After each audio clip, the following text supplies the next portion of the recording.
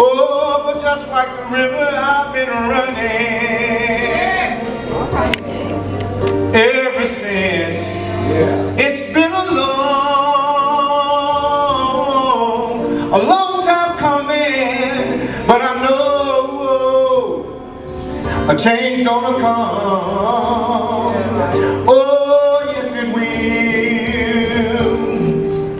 It's been too hard living, but I'm afraid to die, 'cause I don't know what's up there beyond the sky. It's been a long time coming, but I know a change gonna come. Oh, yes it will.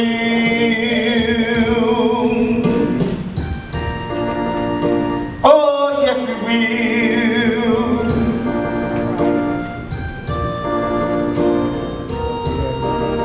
I go to the movies and I go downtown, but somebody keep telling me don't hang around. It's been a long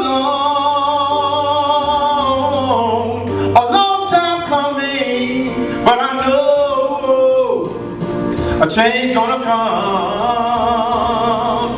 Oh, yes it will. Sorry about that. Then I go to my brother and I say, brother, help me please, yeah. But then he winds up knocking me back down on my knees. And oh, there is times when I didn't think I would last, but now I think I'm able to carry on.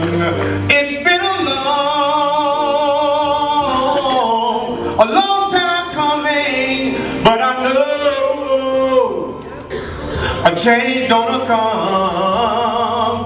Oh, yes it will.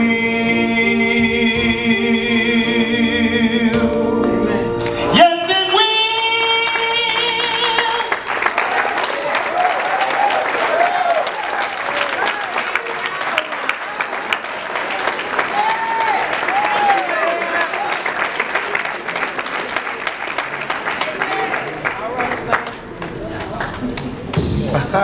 Thank you. My name's Jeff. I'm here to introduce our next guest, but I'm not going to introduce the guy that I am. I'm not going to introduce that man that was stuck for 23 years in the cell for something they didn't do. And I'm going to tell you who I am going to introduce. And that's the young man that I saw sit in a booth at a donut shop out in Greytown. When he was introduced to the whole donut shop, turned to them, and he's tabled of old white people like me, old white-haired people, and tell them his story, and see those people moved by that story. Yes. See those people cheer him and clap and say, thank God he's been released. That's the Ricky Kid that I'm going to introduce to you today. All right. And he's going to be probably one of the best advocates we've seen out here for a while. He's prepared. He's spent his time well. Ricky, why don't you come up?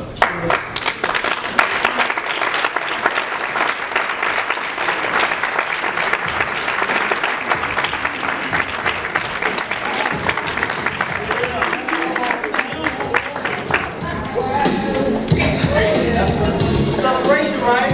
Yeah. 10 years of pushing. 10 years of making a difference. 10 years of making a difference in this community. Yeah. Yeah, that's what's up. I'm gonna see if I can. It's been a long. Nah. Stick to the script. Stick to the script. What am I supposed to do?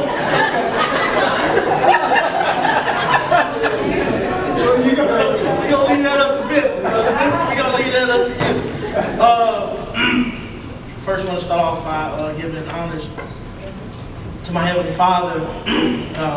Jesus Christ has been my center, my anchor for 23 years and 3 months. So grateful to be here today. So grateful to be here. It's so beautiful. Feeling an honor to be back in my community, among community faces and community activists and advocates fighting on behalf of other individuals like myself, pre-release and post-release. The Miss family has been so gracious and kind and loving. I remember talking to Alvin Brooks, our great and beloved Alvin Brooks for most of us. I know he was for me. He believed in me 23 years ago when he came to that Jackson County Detention Center, but his hands was tied. He tried to go to bat with the prosecutor's office and talk to the detectives, but they was just adamant, myopic in their thinking and insistent on sending the wrong person to prison. But it came full circle because 23 years later, just this past April, he testified at my hearing truthfully, powerfully, and convincingly. And the Honorable Judge Darren Atkins alone had taken in that information along with a bunch of other information and had declared that I was innocent, clear and convincingly. And so I'm back.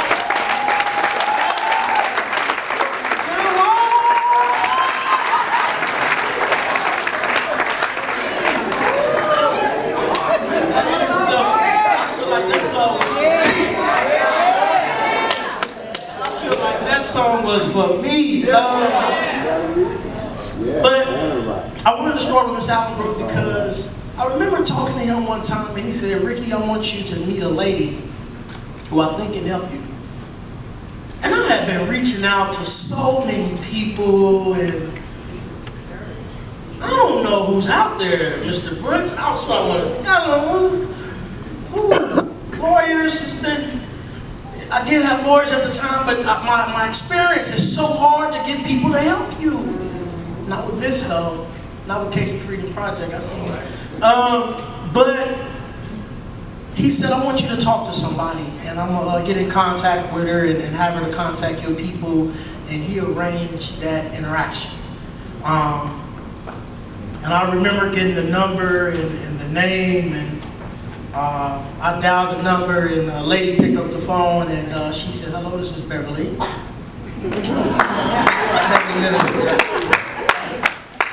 And the gist of the conversation was, "How can I help?" And she immediately began to say, "Brother, I'm here for you. The Miss family is here for you. We support you, we love you." Before she even fully understood the weight of my situation or the facts of my case. She just knew that it was a cry for help and we was gonna iron out the rest later. We'll talk about that later. And so she immediately embraced me. She took me in to the Miss family, brought me to you. A lot of you guys are meeting me for the first time. I'm so glad to meet you as well. But you've loved on me. You prayed for me. Your support and your energy when my leg was, the prison, Sister Janae talked about the conditions in the prison. I almost lost my leg, but look at me now.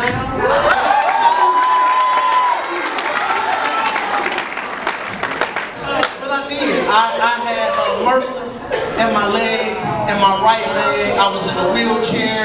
They was talking about cutting it off. The doctor was just saying that. He said there was nothing else he can do. He said there was nothing else he can do. Essentially, they was just going to let it rot. And then just cut him on off. Maybe for $600-700 instead of spending the $10, $15, $20, $30,000 that it may have taken to fix it. But it was the Miss family that stepped up. They made them phone calls. They put that pressure on them. Here I am again. Step to the name of the Lord.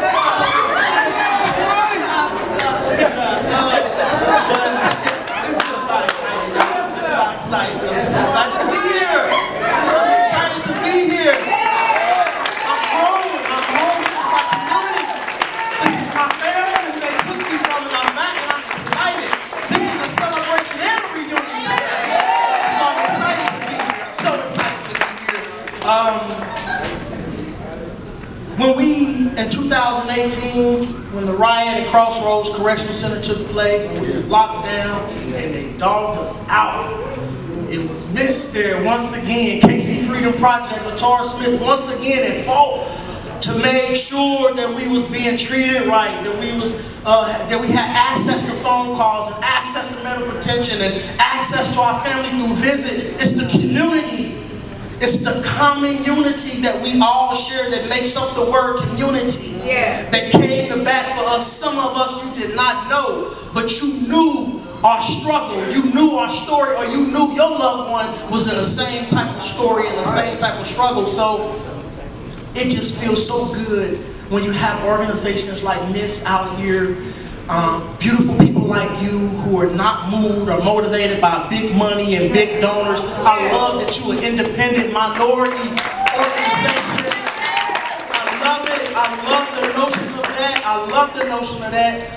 In the Bible it says, do not despise small beginnings. And I just want you to be encouraged today. This is 10 years. We're looking at, she just gave a chrono of the last 10. We're looking towards the next 10. Beautiful, brighter.